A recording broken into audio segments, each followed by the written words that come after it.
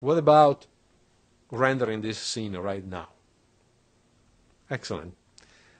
Let's click on the Scene button. The Scene button gives us all the controls for the rendering. We just saw that before when we created the new desktop, but let's go back there. So we click on this, and we have a very handy button called Render, and let's click on it. Alright, this is really not what I wanted. Apparently, our light is wrong. And that teaches us a very important lesson. Place your lights carefully. Because, well, 3D acts like the real world. If the light is behind the subject, then you will now see the face of the subject. Let's close this window. In fact, our light, look at that, it's just in the wrong position. That position does nothing. So you know what? Let's start over. Let's delete that light, okay? Because that light, by the way, as you see just a round light like that, that light is basically a light bulb.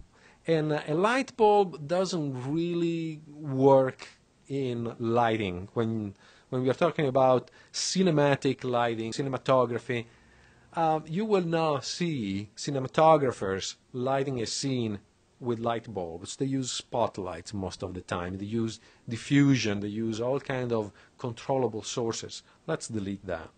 X, erase it. Now, of course, we have no light. Let's switch to the top view. In this view here, move our cursor, our 3D cursor here. Now we see from the front view that while the cursor is in the OK position here, it's too low. So let's move it here.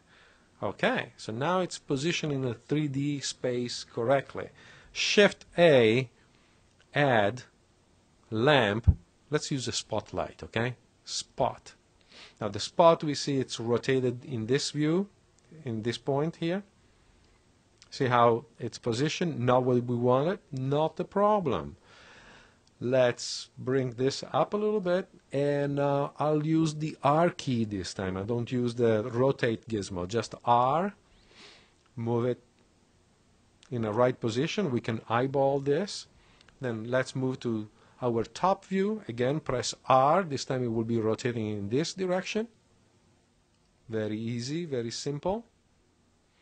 And then I want to move the entire object, the entire lamp, a little in this direction. And you see that these arrows here don't really point in the